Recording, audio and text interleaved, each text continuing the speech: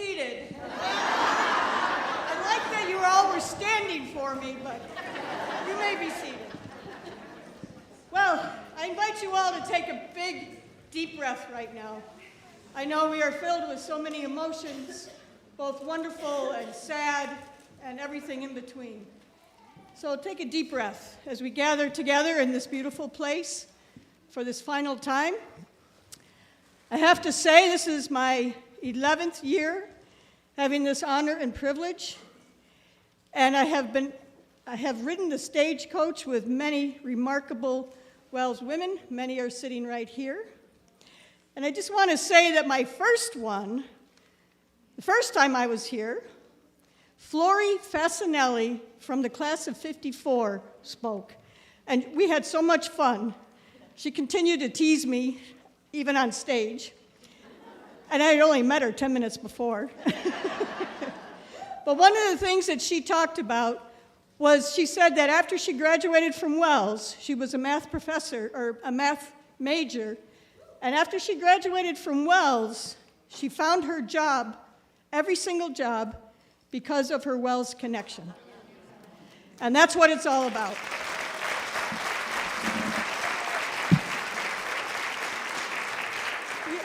Would you like to stand? And she is the class of '54, which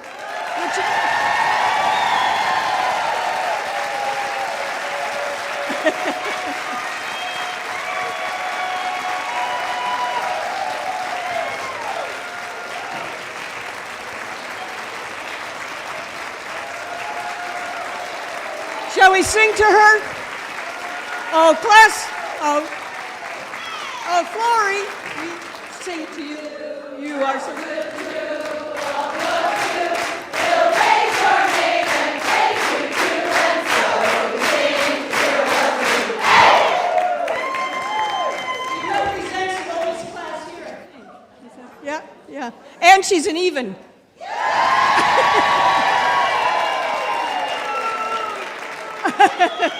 I need not say more.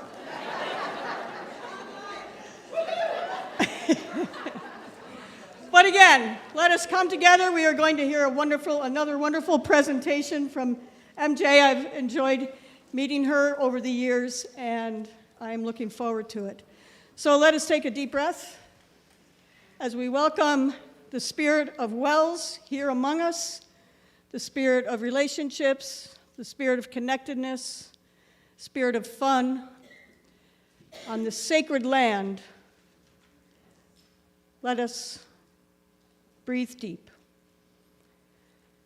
and let us prepare ourselves to learn a little more.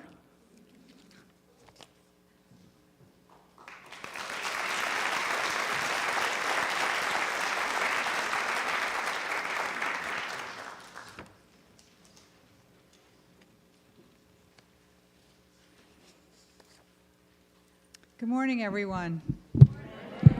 Welcome to Reunion 2024. I'm Chris Solander-Gordon, class of 1980, go Evens, and your current WCA president. I am truly moved to see you all here, sharing memories, reconnecting with old friends, making new ones, enjoying this wonderful weather, and welcome back to this inspirational place we once called home. It's a poignant moment for us, but also one of great joy as we come together as the amazing alum community that we are. Many people have worked tirelessly to make this reunion a special homecoming. Please join me in thanking our advancement and alumni and alumni office staff, many of whom are here.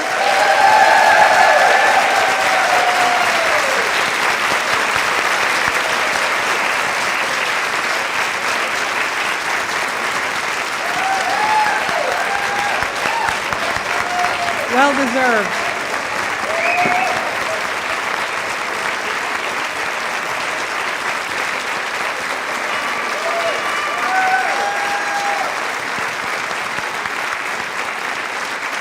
And let's not forget our pianist, Russell Posgate. And of course, the Reverend Barbara Blum, class of 1982. Go Evens once again. I'd also like to extend a heartfelt thanks to the students and volunteers who are helping with the reunion. Let's give all of them a wonderful round of applause, too.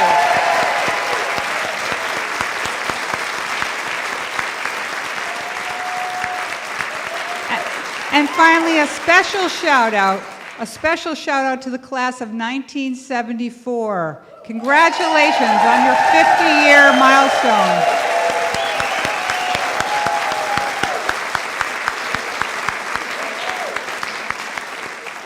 As we gather this morning to present the Wells College Association of Alumnae and Alumni's highest honor, the WCA Award, I want to recognize the chair of our WCA Award Committee, Megan Donovan, 88, and her dedicated committee members, Martha Dove, 79, Alyssa Frederick Burkett, 06, Stephanie Jones-Labate, 06, Jessie Moran, 94, and Meg Tucanton, 77. Megan, can you and your committee stand up, please? So we can acknowledge your hard work and dedication.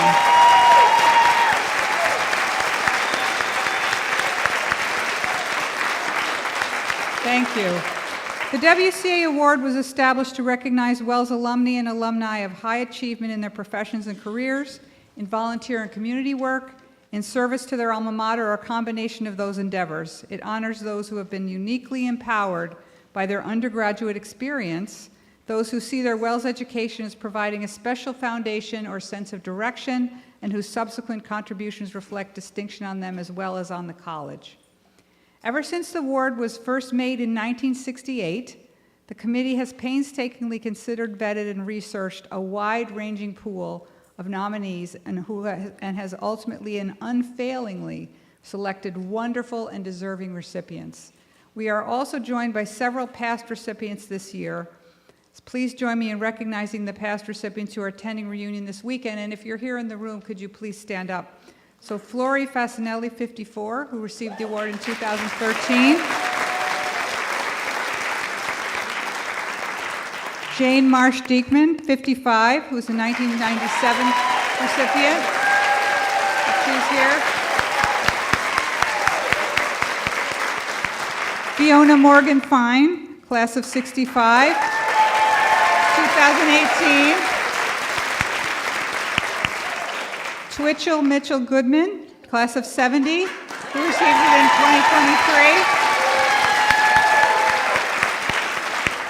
2023. Rebecca Haig, class of 74, 2018 recipient. And finally, Stephanie Batchelor, class of 79, who received it in 2020. Thank you all for being here and for your continued support and love for Wells College. Let's enjoy this beautiful weekend together. And now I'm going to read the citation for our award recipient. The Wells College Association of Alumni and Alumni presents the 2024 WCA Award to Mary Jane Spellane Marchisotto, class of 1975, for her food allergy advocacy and service to Wells College. Mary Jane graduated from Wells magna cum laude, majoring in economics, and was elected to Phi Beta Kappa.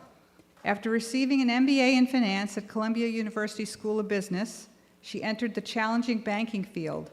During this time, Wells interns in banking were fortunate recipients of her generosity and mentorship. Wells classmate Susie Miller says, Mary Jane has been a mentor in the financial services field, which has traditionally been underrepresented for women. In 2009, Mary Jane's journey took a surprising and exciting turn when her former manager, Todd Slotkin, chair of the Food Allergy Initiative, asked her to consider joining the nonprofit that he and others had started to find a cure for food allergies and keep kids safe in the interim. As executive director, with no experience in food allergy or healthcare, Mary Jane joined FAI, bringing her unbounded energy and dedication toward a cure for this potentially life-threatening disease. She quickly became an expert in her new field and amassed a lengthy list of accomplishments that have immeasurably improved the lives of the food allergy community. Mary Jane helped put FAI on the map by garnering attention for its research vision and expanding collaboration with researchers. One of her first projects was to organize a global research retreat, the first of its kind in the field, to bring together experts from academia, industry, government, healthcare, and advocates to set future priorities for food allergy research. Recognizing that the best way to serve the community was through consolidation, Mary Jane was instrumental in merging FAI and FAAN to create Food Allergy Research and Education FAIR in 2012. Utilizing her experience in banking and finance, she worked with board members to fund and ultimately take public a company dedicated to the development of food allergy therapies. Allergen Research Corporation created a therapy to slowly desensitize patients to peanuts that became the first FDA-approved therapy for food allergy. Mary Jane led FAIR's research grant program, working with respected researchers to help shape FAIR's renowned research portfolio, and has held national and international leadership positions in both public policy and research. She played a key role in the establishment of the FAIR Clinical Network, a coalition of certified food allergy centers, which now totals 53 sites across the United States. Fellow Wells students, friends, and career colleagues enjoy recounting stories of Mary Jane's generous guidance. She taught me how to be an adult. Mary Jane gave me the confidence to get my degree. When I was a scared freshman, she was the kind, supportive senior I needed. I always knew no matter what was thrown to her, she would catch and run with it. Mary Jane retired from FAIR in 2019, but she continues to consult, advise, and volunteer as a vocal supporter of research and education on food allergies as a principal at MJM Advisory, LLC. In honoring Mary Jane Spellane Marchisotto, Wells celebrates her leadership as a financial professional, mentor, and unceasing advocate in ending the suffering of people with food allergies.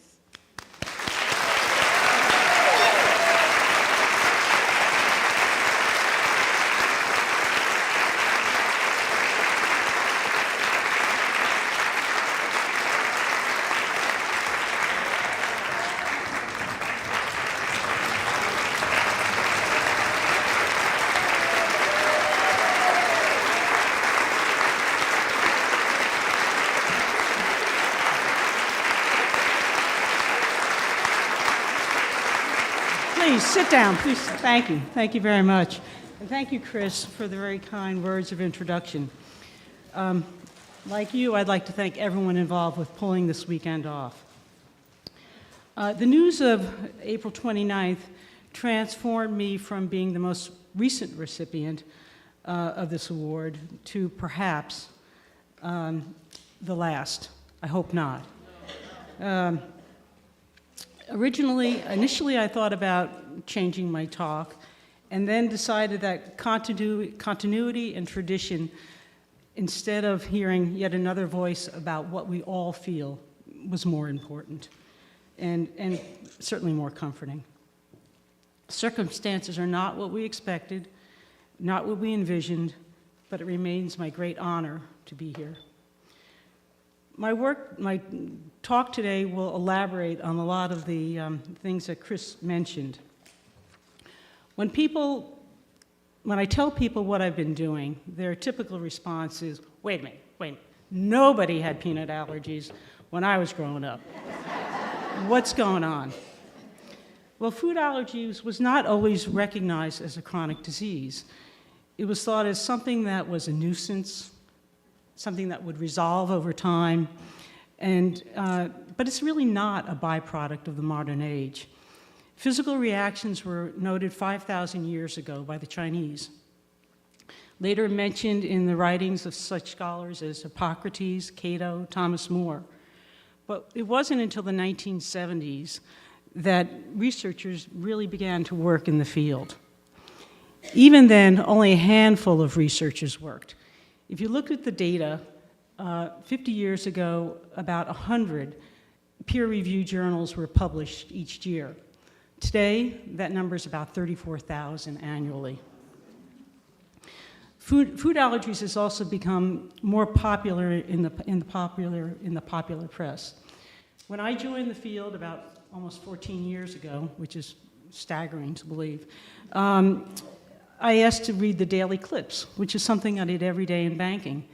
There were none.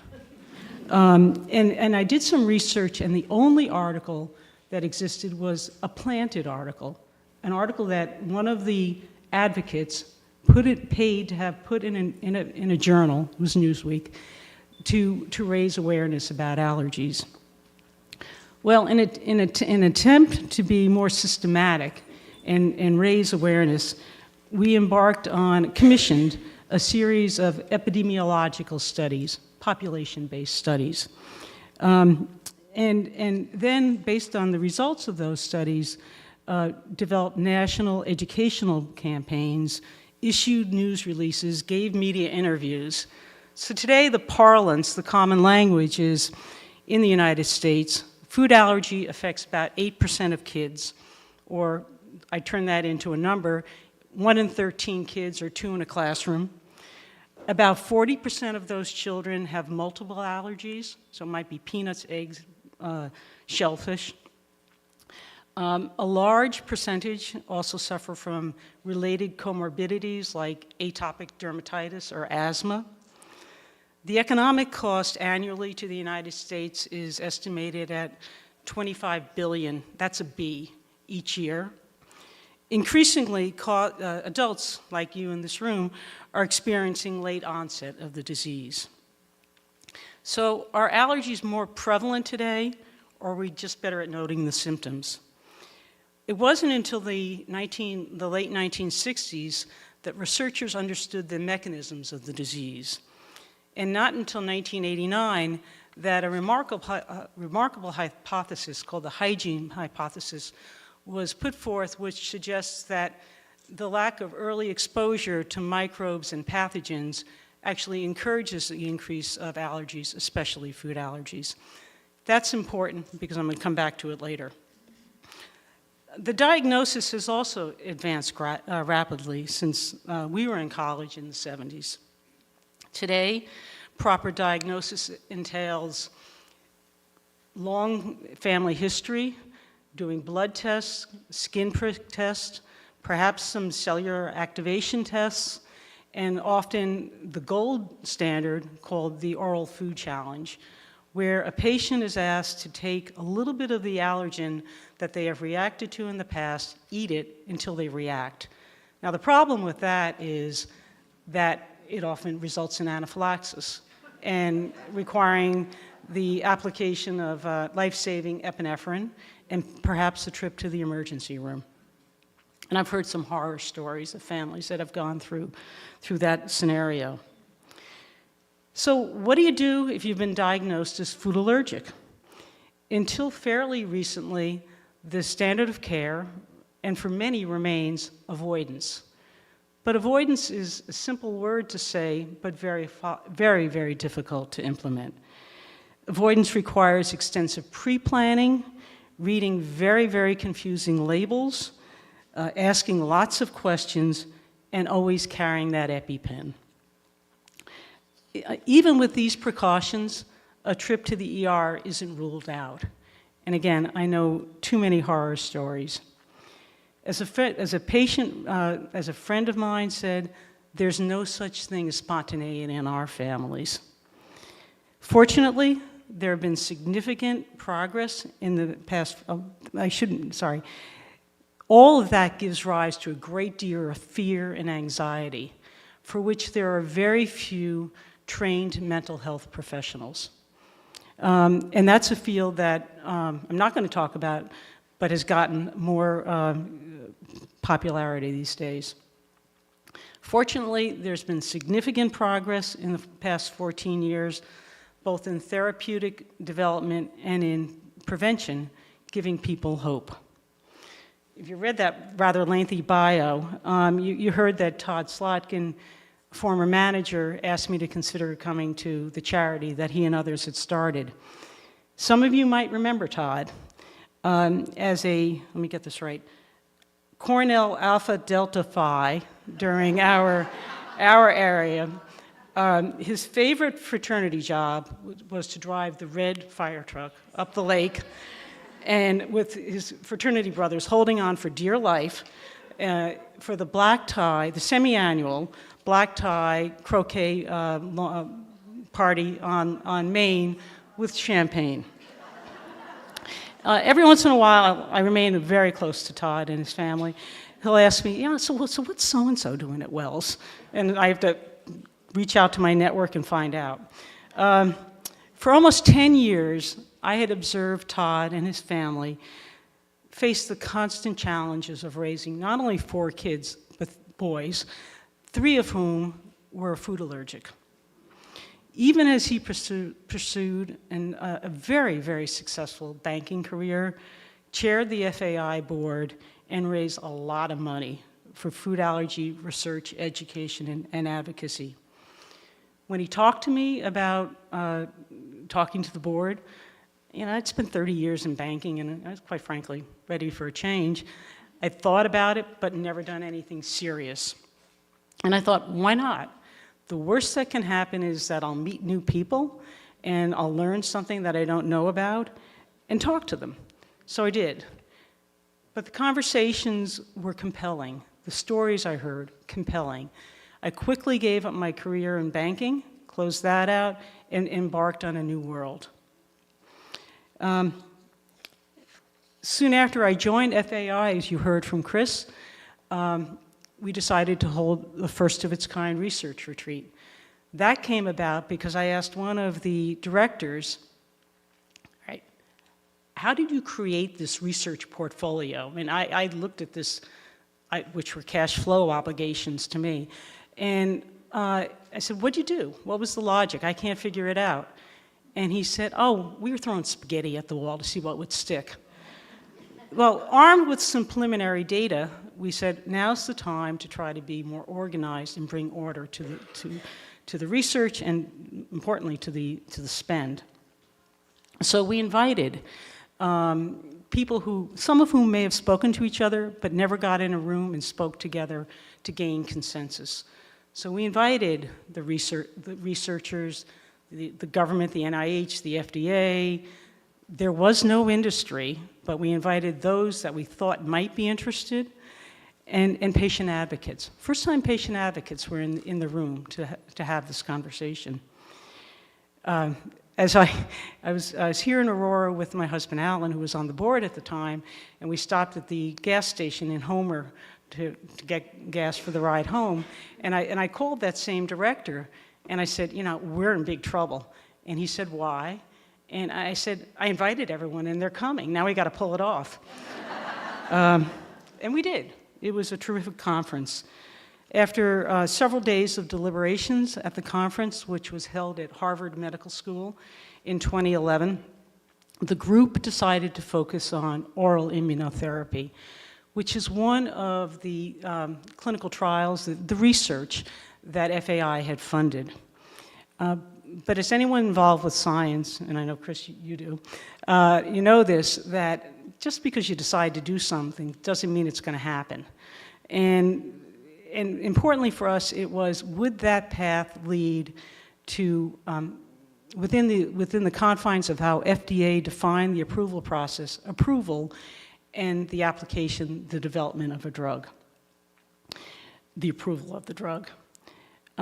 While we believe that the consensus made sense, we also looked around and said there was no one out there that was going to fund the big numbers that are required for these clinical trials. So, as Chris indicated, we decided to start a biotechnology company. And a group of us crisscrossed the country, met with, met with pharma, they weren't interested. We met with big dollar venture capital, one bought. The rest was funded by philanthropy, by food allergy parents. Big numbers. We raised $17 million. Now, the funding, the way we structured the deal was, and I was working with a venture capital lawyer friend of mine who was also a tennis partner, a platform tennis partner, and a food allergic parent. We structured it so that people could invest in the company, keep the stock, and hopefully get a capital gain, or they could invest in the company, donate it to the charity, and take the tax write-off. Fortunately, several people did that. The money raised provided the initial funding for the company to pursue the clinical trials. In 2015, based on continued positive results from trials, the company went public on NASDAQ, and the charity, cashing in the stock that they had, thankfully, got $50 million, which was put towards further research.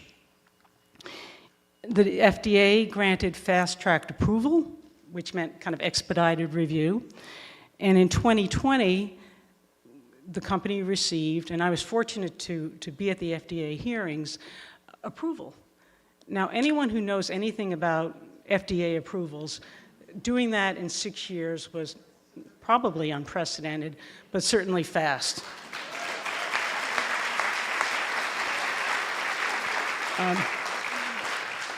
That was the beginning of the therapy story. Since then, the FDA just recently approved a drug, Xolair, it's commonly called, which had been approved previously about 20 years ago for asthma and atopic dermatitis and other applications for food allergies. Today, there's a robust pipeline of research and therapeutics. The last time I looked was about 35, that hopefully will enable patients to have further choice as to how they want to pursue. Now, as these therapies are being developed, attention's also being paid to the psychological and the economic costs associated with food allergy. Patients are typically, following our lead at the research retreat, involved with conversations with their doctors about what they want to do and how clinical trials ought to be designed. But availability of therapeutics remains geographically limited, very, very expensive, and securing insurance is, let's just say, a challenge. Well, the advances I've talked about have been related to food allergy management. The real hope lies in prevention of allergies, which also has its roots in funding that we did at FAI and by FAIR, the organization which we merged. I'm going to go back to the hygiene hypothesis for a second. Efforts to prevent allergy are based on that hypothesis. It suggests, again, that children early in age are not exposed to healthy pathogens and microbes, and that may influence how the immune system develops, overreacts, creating an imbalance that relates to the overreaction. I was with another colleague. This one is a renowned allergist, immunologist, biotechnology, venture capitalist. We were at a conference, actually it was in Rome, it was wonderful. And I said, Jim, I've heard you say forever, the immune system's different than when we were kids. And he's our age. And I should say, this age right here. So he pulled out his MacBook and proceeded to write a presentation, which he gave. And he explained that because kids spend less time outdoors today, playing in dirt and snow like we did, and getting exposed to pathogens and microbes and vitamin D, like today, they're inside playing video games with their eyes peeled on a machine and not being exposed to all of those helpful microbes. Because a greater incidence of births are by cesarean section, the infant doesn't go through the birth canal and get exposed to the microbes and of the wonderfully rich microbiome. Our food is more heavily processed, and we're vaccinated. But I'll add that he's a vaccine developer, so pro-vaccine. So coming back to prevention. FAI was an early and major supporter of the pioneer in prevention and food allergy, Dr. Gideon Lack and his colleagues from King's College in London. From 2006 to 14, his team conducted the first randomized trials in prevention. by looking in a controlled environment, children who were at risk of developing peanut allergy. The results revolutionized approach to advice from pediatricians and allergists from avoid to consume and consume early. What he found is avoiding actually exacerbated and encouraged the development of allergies, not what they were desiring to do. His research has also upended recommendations about what mothers should eat during pregnancy and at what pace children should be exposed to other allergens. This line of inquiry, plus the hygiene hypothesis, is encouraging the development of prevention. Well, it turns out some other studies are going on in prevention. I should mention that just this week, some ongoing research that Dr. Lack has done was published in the New England Journal of Medicine. And for those that know it, it's like you don't get much higher than that in academic research in medicine. And it talked about what's called the TRIO study, looking at what happened to those infants back in 2006 to 14? Are they still tolerant? Are they still desensitized, what they call tolerant? No one uses the word cure, but are they still without allergic reaction? And it came back that they are. So continuing to eat peanut ad lib has provided protection. There's research also going on not far from here, actually at the University of Rochester. We funded some research from Dr. Jovrin Sepio, who heads the Food Allergy Center there. And she's looked at how the immune systems have developed and over time. She found that the incidence of food allergies for children in the old Mennonite population outside of Rochester is considerably lower than that of urban Rochester proper. And that their immune systems are different in that they have more what's called Tregs, which prevent the overreaction of the allergen. Hopefully, these and other studies will lead to prevention, and we're not talking about therapeutic development anymore. So how did I manage to have two completely different careers? One in banking, which, as you heard, was not particularly hospitable, welcoming to women executives, and the second in food allergies, an area that I knew nothing about. I mean, I didn't even take a science course, sorry. In fact, I only went into Zabriskie once or twice if I had to see Dr. Sullivan about something unrelated to science. I was guided to Wells by my older brothers, both of whom went to Hamilton and knew that Wells would reinforce the values of my close-knit family. It helped that my mother was, one of my mother's closest friends was and classmate K through 12 at the St. Lawrence Academy for Young Ladies in New York City of Jane Demarest Angle, class of 42. Jane was a walking and talking advertisement for Wells until she died just about 5 years ago. At Wells, I learned to love learning. I developed confidence in my own abilities, and including the ability to learn from my mistakes, which those who know me were considerable. I replicated the friendships and the networks that I built here in my business career. I learned to listen carefully and to share credit with others, probably not unlike your experiences here. So when I was simply in the right place at the right time and given the opportunity to pivot away from my comfort zone, I had the confidence I developed here at Wells to take it. Opportunities lead to new skills, new connections. Nobody's clairvoyant. You take calculated risks in life, and you hope for some luck along the way. I'm one of the lucky ones. Now, if I may, just a brief word about the recent developments here in Aurora. It seems to me that there are two reactions to the heartbreaking loss of our beloved college. One is mourning, sometimes accompanied by ill-considered recriminations.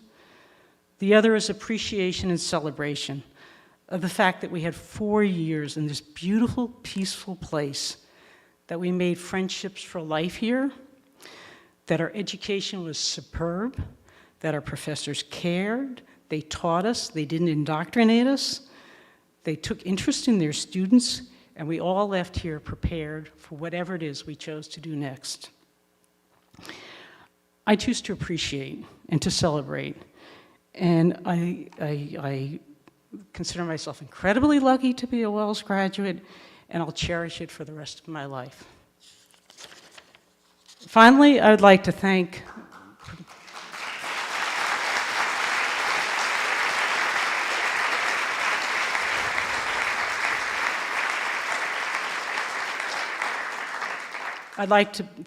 President Gibraltar and the senior cabinet, the staff, the faculty, the board, all the other volunteers, committee members, and most especially my classmate Marie Chapman Carroll, who's here on the podium with us.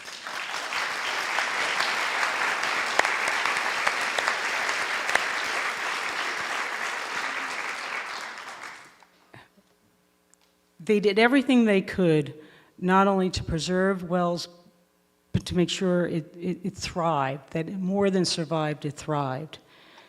When they came into their positions, they had inherited an institution in decline. They did everything possible to turn it into one that thrived. But in the end, decisions made or not made in the past, coupled with adverse demographic and recruitment environment for small, rural colleges, proved to be too much. I'm grateful for their efforts and for this award. Thank you.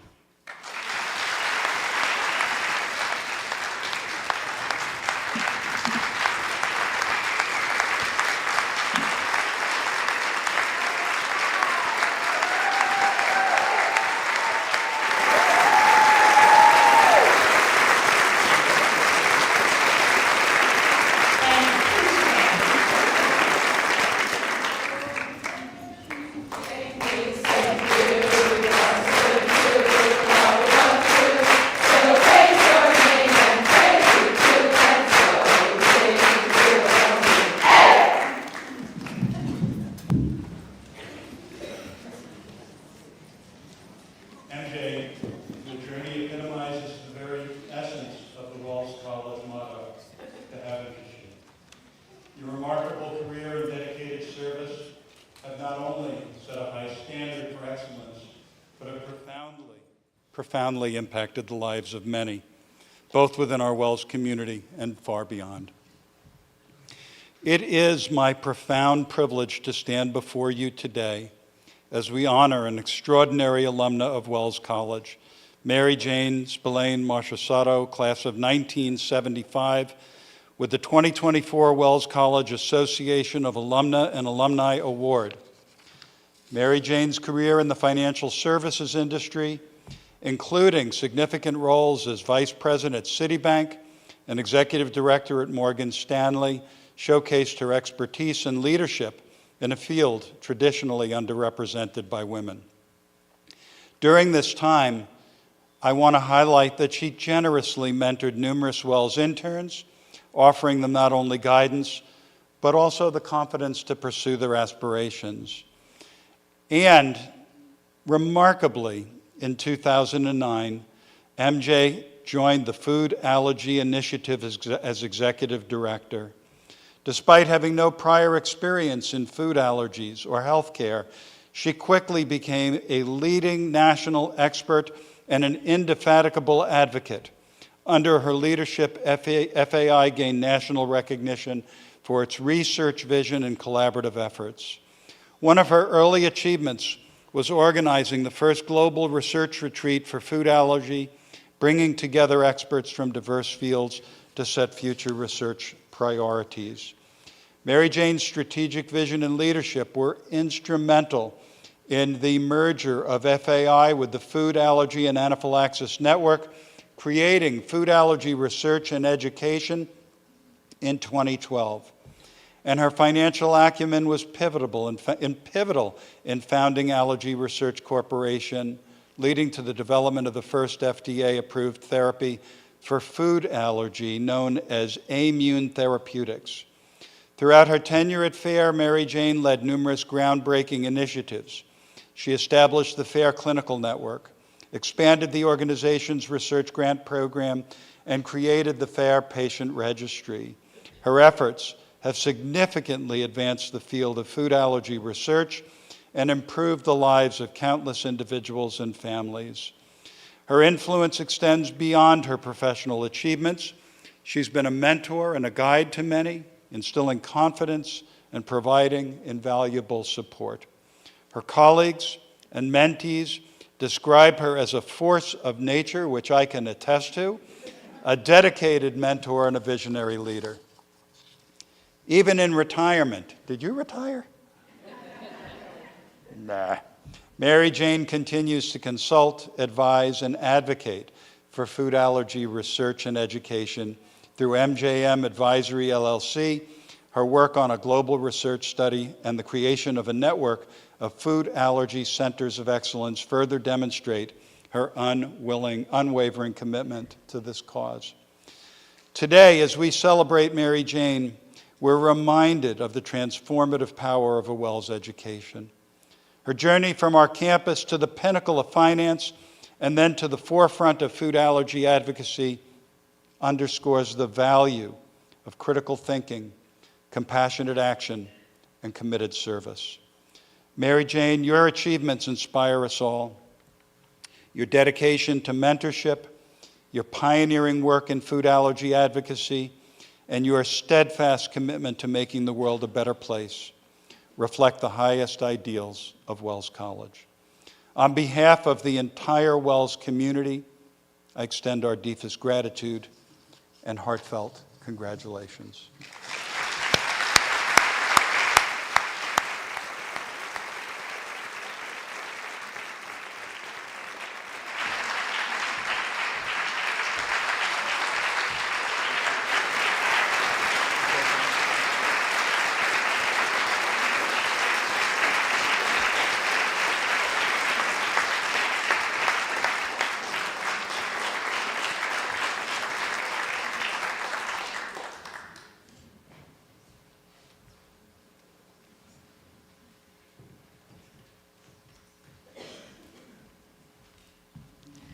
Again, a remarkable life story from one of our alumna, and this is my last time doing this after 11 years. I just want to give you a little bit of background. I had no intention of coming to WELS College. I had planned to go to the University of Vermont where I could major in skiing. But I got waitlisted. And then I ended up here, and I just fell in love. I fell in love with the community, my classmates, with the professors, with just the magic of this village, the magic of this campus, the magic of the relationships, the magic of what we learned. We learned to be strong. We learned to be outspoken. We learned to be empowered. And it carried with me throughout my whole life. I did major in skiing, but I did manage to graduate. And those of you who remember me, I had a few other little shenanigans along the way. But then I got a little bit more serious, and I started fostering kids, two of whom I adopted. They were high-need kids, and I was living in Ithaca at the time, and things were getting a little dicey, so I thought, maybe it's a good time to move to Aurora. Aurora had become a kind of a hard place for me to come to sometimes because that childhood friend who brought me here married a local man, and she and her two kids, her two sons, were hit and killed by a car walking down Main Street. Many of you remember Katie Sprout Zabriskie. Very, very sad time. Very hard, but I came back, and again, I felt so empowered being here. My high needs kids were well taken care of.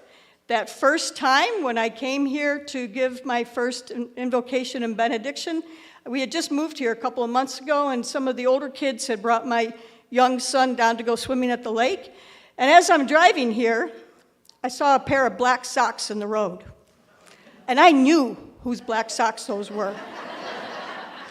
And I thought, well, this is kind of cool. You know, I know where those black socks are.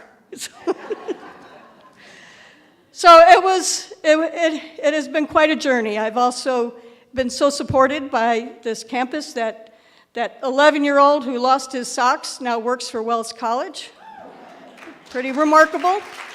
I give a lot of credit to President Gibraltar for helping him and helping the community, the college to support him and help him to learn. And I feel like he's graduating from Wells too, because he learned how to work here at Wells. And I'm very proud of him.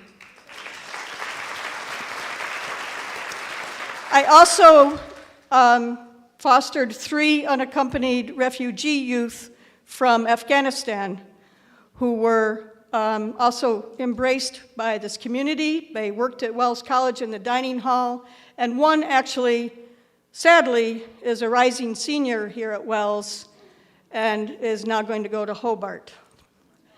And so I've been pretty entwined in Aurora and Wells for the past 11, 12 years. I've also gotten to know the students quite well. I am the minister at the United Ministry of Aurora, and we've always had interns working with us, and it's always been really exciting.